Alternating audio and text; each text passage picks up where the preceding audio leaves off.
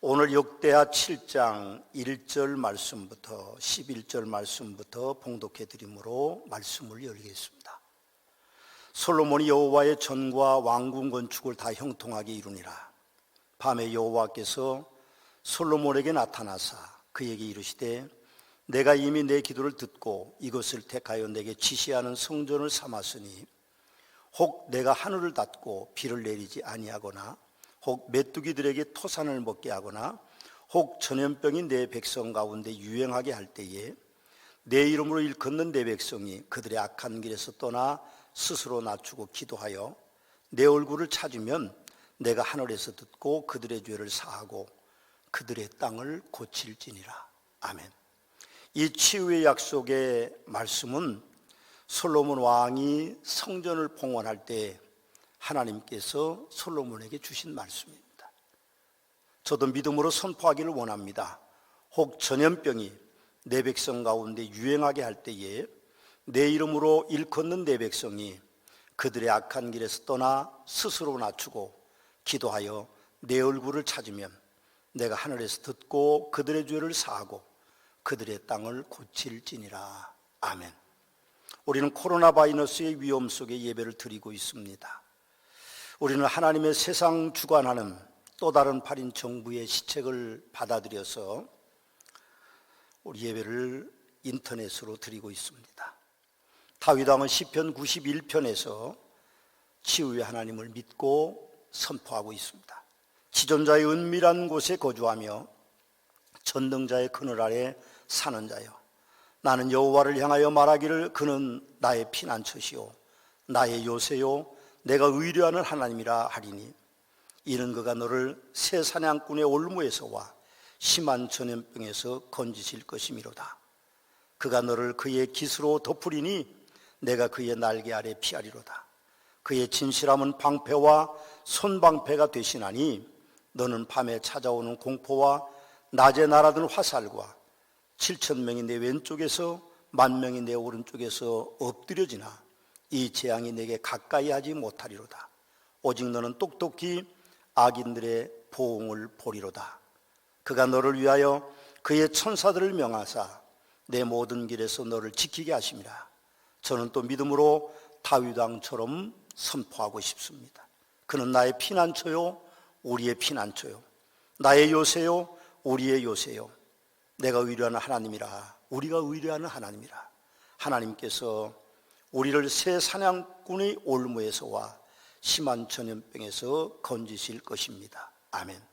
오늘도 어미하신 하나님께서 성도들을 전염병, 심한 전염병에서부터 건지실 것입니다. 진리는 영원히 변하지 않는 것입니다. 아무리 세상이 변해도, 사람들이 변해도 진리는 변하지 않습니다. 만약 그것이 변한다고 하면 그 진리는 진리가 아닌 것입니다. 그러나 신천지는 진리라고 가르치는 교리 왕습이 모두 다 거짓입니다. 심지어는 코로나 바이러스가 신천지 집단에서 집중적으로 발생하는 과정 가운데도 중국 우한에서 신천지 처소가 없다고 홈페이지에 삭제를 하더니 우한에서 들어온 신자가 없다고 했는데 어제 저녁 법무부의 발표에 의하면 거짓말로 탄론하고 있습니다. 신도들의 명단 공개에도 거짓이 속속히 드러나고 있습니다. 그런데도 대변인을 통하여 신천지도 피해자다, 마녀 사냥을 하지 말라고 2번이나 그렇게 이제 대담을 하고 있습니다. 여러분, 신천지의 2인자였던 김남희 대표가 폭로했습니다. 이만희 교주는 영생한다고 하면서 거짓인 것을 자기가 죽는 줄 알기 때문에 자기의 부모 묘소 옆에 자기의 가묘를 근사하게 웅장하게 만들어 놓았다고 그렇게 폭로했습니다.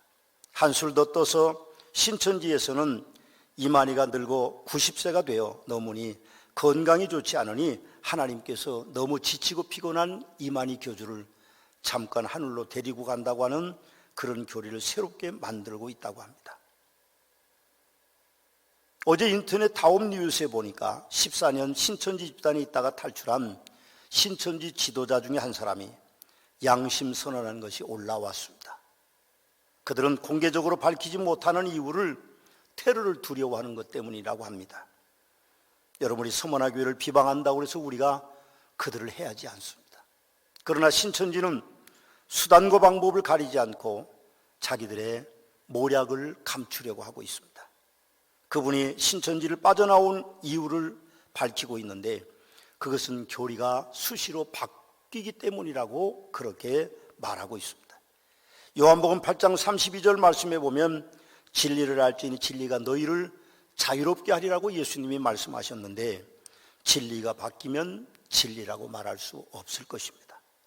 신천지 교회 내연녀로 시작하여 이혼한 후 결혼하고 신천지 2인 자리에 있던 김남이라고 하는 여인은 이만희 교주에 대해서 계속해서 폭로하고 있습니다. 요즘 유튜브에 많은 조회수를 기록하고 있습니다. 이만희는 구원자도 하나님도 아니고 저와 똑같은 죄인인 사람이다. 이만희는 하나님과 종교를 이용한 사기꾼이다.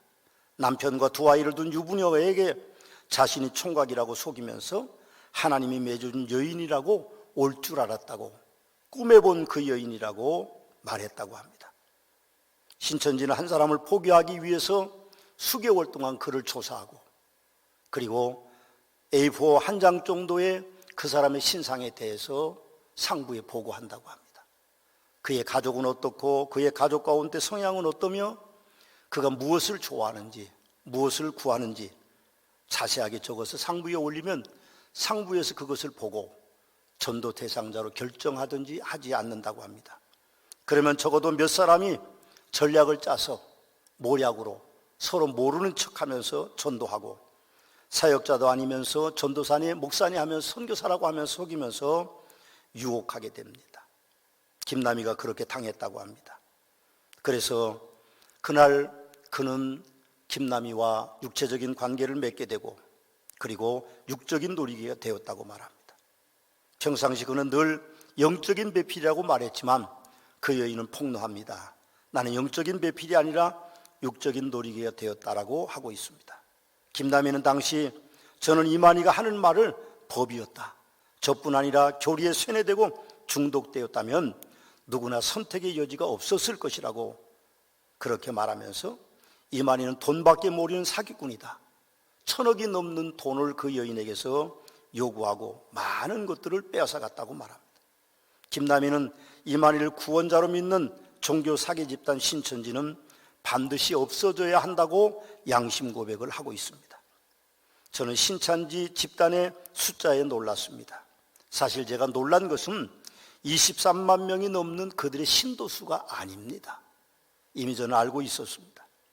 그러나 더 놀라운 것은 그들이 14만 4천 명이 되면 이 땅에 신천지가 이루어진다고 그렇게 자기들의 교리를 통하여서 가르치면서도 14만 4천 명이 넘었는데도 지금도 포교 활동을 계속하고 있습니다. 물론 모략으로 그들이 새로운 교리를 형성하고 있다는 것도 저는 알고 있습니다. 그 중에 알곡과 쭉정이가 있다고 말하겠죠. 어찌 이 땅에 영생천국은커녕 이 땅의 사람들을 속이고 정부를 속이는지 이해가 되지 않습니다. 그들의 목표인 14만 4천 명이 이미 채워졌는데도 그들은 거짓말로 개교의 파수꾼의 파송자와 사회의 유력한 인사들을 보호하기 위해서 명단을 제출하지 않고 있습니다. 제가 생각하는 한국교회에서 이단이 많이 생기고 이단에 빠지는 사람들이 많은 이유는 한국인들의 사후에서 형성된 기질에 있다고 생각합니다. 한국인들은 경쟁 사회의 기질을 가지고 있습니다. 한국인은 1등만이 인정받는 사회입니다. 2등도 3등도 4등도 꼴찌는 없는 세상이 되어버리고 말았습니다. 어떻게든지 수단과 방법을 통해서 가리지 않고라도 1등이라는 우월감을 가지도록 만드는 사회가 되고 있습니다. 조금만 생각해봐도 2등이 없는 1등이 무슨 소용이 있을 것이며 3등이 없는 사회가 무슨 소용이 있을 것이고 4등이 없는 1등이 무슨 소용이 있을 것이고 꽁치가 없는 사회가 무슨 소용이 있겠습니까? 어떻게 어떤 수단 방법을 통해서라도 1등이라는 우월감을 가지고 만드는 병폐와 같은 우리 사회 현상이 있습니다. 여러분, 우리는 평생 만족함이 없을 것입니다. 만일 혼자 사는 사람이 1등을 위해서 인생을 산다고 하면 그는 평생 불안할 것입니다. 신천지는 교묘하게 모략전도로 거짓을 이용하여 포교하고 있습니다. 포섭 대상자를 물색하면 수개월 동안 공을 들이고 여러 방법들을 통하여서 이제 그들이 새로운 계획들을 세운다고 합니다. 3개월 동안 동고동락의 전술로 흥미진진한 공부방, 재미있는 그런 교재를 통하여서 공부하고 6개월은 센터에서 공부를 가르친다고 합니다. 일주일에 4번씩 3시간씩 그 과정을 통과하지 않으면 그들은 이제 자기네들의 어떤 단체에 가입을 시키지 않는다고 합니다. 이미 짜여진 각본에서 50%가 넘는 멤버들이 신천지 교육을 마친 사람들이 마치 수강생인 것처럼 분위기를 잡고 서로 동고동락하고 친밀감을 이어간다고 합니다. 혹시 우리 성도님들 가운데 또 방송을 듣는 분들 가운데 그런 관계에 지금 빠져 있는 분들이 있다고 하면 빨리 그곳에서 나오셔야 됩니다. 신천지는 하나님이 아닙니다. 메시아가 아닙니다. 신천지는 돈만 챙기는 종교 사기꾼입니다. 거짓된 경쟁을 부추기는 그들 속에 있지 마십시오. 심지어는 전도에 오지 못하면 100만 원이 넘는 벌금을 내야 된다고 합니다. 그러니 당연히 어떤 방법과 수단을 통해서라도 그들은 이제 교육생을 데리고 가는 것입니다. 여러분, 예루살렘 교회 2대 목사인 예수님의 동생 야고보 목사는 3장에서 너희 마음속에 독한 시기와 다툼이 있으면 자랑하지 말라, 진리를 거스려 거짓말하지 말라. 이러한 지혜는 위로부터 내려온 것이 아니요 땅 위의 것이요 정욕의 것이요 귀신의 것이니라고 하셨는데, 오늘 본문 1절에서도 다시 말씀하시기를 너희 중에 싸움이 어디로부터, 다툼이 어디로부터 나느냐, 너희 지체 중에서 싸우는 정욕으로부터 나는 것이 아니냐 하고 우리에게 말씀하고 계십니다. 교회는 성적 순위를 조성하는 학교가 결단코 아닙니다. 교회는 1등을 뽐내게 하는 경기장도 아닙니다. 오히려 교회는 연약한 지체들을 더 소중하게 대해야 하는 하나님의 집입니다. 바울 사도께서는 고린도전서에서 하나님께 세상에 미련한 것들을 택하사 지혜 있는 것들을 부끄럽게 하시고 세상에 약한 것들을 택하사 강한 것들을 부끄럽게 하시며 하나님께 세상에 천한 것들과 멸시받는 것들과 없는 것들을 택하사 있는 것들을 폐하리 하시나니라고 하셨습니다. 너희는 아직도 육신에 속한 자로다. 너희 가운데 시기와 분쟁이 있으니 어찌 육신에 속하여 사람을 따라 행함이 아니리요 말씀하시고, 그뿐 아니라 더 약하게 보이는 몸의 지체가 도리어 요긴하고 우리가 몸에 덜 귀히 여기는 그것들을 더욱 귀한 것으로 입혀주며 우리 아름답지 못한 지체는 더욱 아름다운 것을 얻느니라고 그렇게 고린도전서에 말씀하고 있습니다. 야고보 목사님은 욕심이 얼마나 무서운 것을 우리에게 이미 말씀하셨습니다. 욕심이 잉태한 즉 죄를 낳고 죄가 장성한 즉 사망을 낳느니라고 하셨고, 오늘 본문 2절과 3절에서도 너희는 욕심을 내어도 얻지 못하여 살인하며 시기하며 능히 취하지 못함으로 다투고 싸우는도다. 너희가 얻지 못하면 구하지 아니하기 때문이요 구하여도 받지 못하면 정욕으로 쓰려고 잘못 구하기 때문이라고 그렇게 말씀하셨습니다. 야고보 목사님은 욕심이 얼마나 무서운 것인 것을 1절에도 다시 말씀하시는데, 너희 중에 싸움이 어디로부터, 다툼이 어디로부터 나느냐, 너희 지중에 싸우는 정욕으로부터, 곧 욕심으로부터 나는 것이라고 말씀하고 계십니다. 야고보 목사님은 11절과 12절에서 우리에게 더 현실적인 얘기를 해주고 계십니다. 싸움과 다툼이 나는 요인이 욕심 이외에 또 다른 하나의 지적이 있는데, 그것이 바로 형제를 비방하는 것이라고 말합니다. 형제를 비방하는 자는, 형제를 판단하는 자는 곧 율법을 비방하며 율법을 판단하는 것이라. 내가 만일 율법을 판단하면 율법의 준행자가 아니요 재판관이로다. 그렇게 우리에게 신랑하고 계십니다. 입법자와 재판관은 오직 한 분이시니 능히 구원하시기도 하시며 멸하기도 하시느니라. 너는 누구에게 이웃을 판단하느냐 하고 그렇게 우리에게 말씀하고 계십니다. 코로나19 때문에 예배를 드리는 교회와 드리지 않는 교회가 나누어져 있습니다. 안타깝게도 서로 비난하고 있습니다. 여러분, 이건 비난할 일이 아닙니다. 참 안타깝습니다. 한국교회는 일제 식민지 통치 36년 동안에 그렇게 많은 억압을 당하면서도 예배를 드렸습니다. 많은 목사님들이 순교하셨습니다. 많은 성도님들이 예배 드리는 일 하나 때문에 감옥에 가시고 감옥에서 형장의 이슬로 혹은 고문 중에 생명을 잃으셨습니다.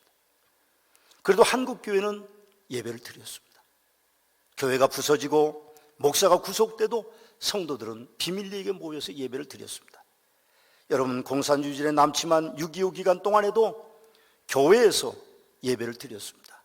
심지어는 피난간 피난처에서 예배 드리는 은혜를 성도들은 멈추지 않았습니다. 그런 우리의 선조들이 있기 때문에 오늘날 한국교회가 있다고 저는 믿습니다. 그런데 코로나 바이러스 때문에 서로 비방하는 일은 결단코 있어서는 안 됩니다. 어느 교회는 드리고 어느 교회를 드리지 않는 것은 그분들의 개인적인 생각과 그분들의 단체의 어떤 결의 때문인 것이지 비방하거나 비난할 일이 아니라는 것입니다. 다행히 우리나라가 통신시설 발달로 이제 SNS를 통하여서 혹은 유튜브를 통하여서 혹은 카카오 TV를 통하여서 인터넷으로 예배를 드릴 수 있어서는 다행이라고 생각합니다.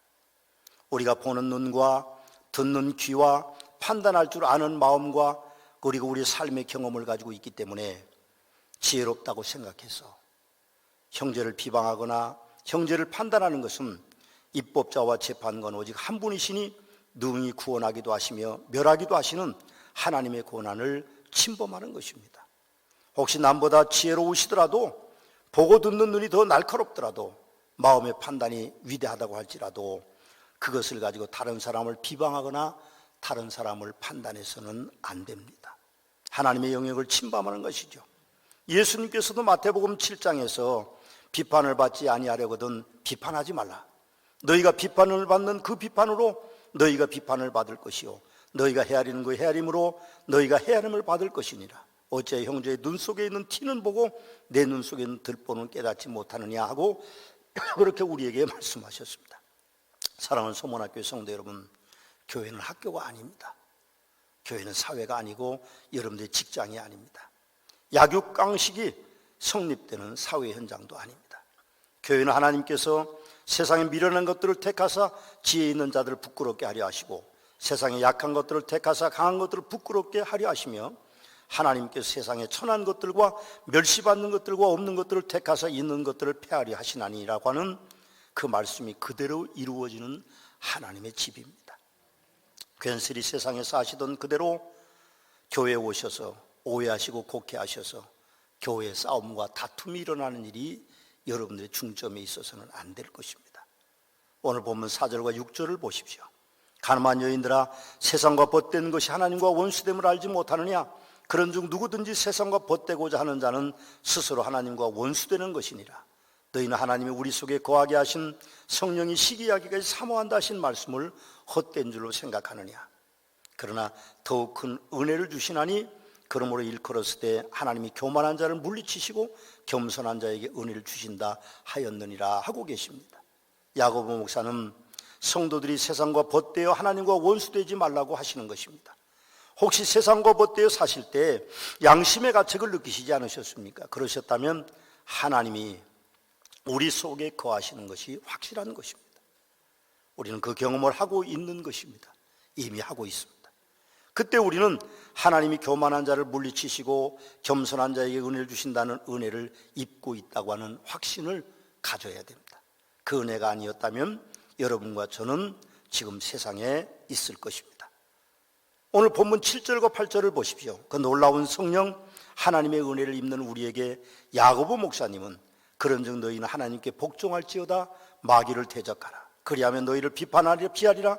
하나님을 가까이 하라. 그리하면 너희를 가까이 하시리라. 죄인들아 손을 깨끗이 하라. 두 마음을 품은 자들아 마음을 성결하게 하라고 말씀합니다. 이제부로는 우리는 하나님께 복종해야 됩니다.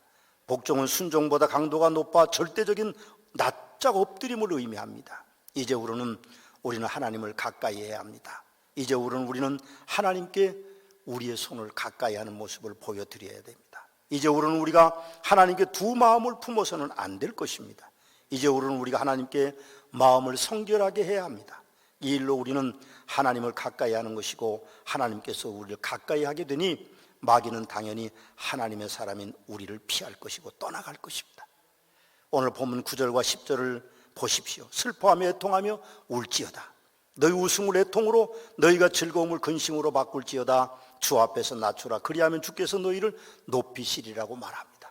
앞에서 야고보 사도께서 말씀하고 있는 그 삶이 얼마나 어려운지, 우리가 그것을 이루기 위해 슬퍼하며 애통하기도 하고, 웃음을 애통으로 바꾸게 해야 되고, 즐거움을 근심으로 바꾸고 낮춰야 된다고 말하고 있습니다. 그렇습니다. 하나님의 축복은 놀랍고도 놀랍고도 크고도 큽니다. 그 은혜를 덧는 일은 쉬운 일이 아님을 야고보 목사님 우리에게 슬퍼하며 애통하며 울지어다 너희 웃음을 애통으로 바꾸라고 그렇게 우리에게 말씀하고 있습니다. 코로나19가 창궐하면 어쩌면 교만한 사람들, 그중에 특별히 우리를 꺾으시는 하나님의 징계가 아닐까 하는 생각을 저는 합니다.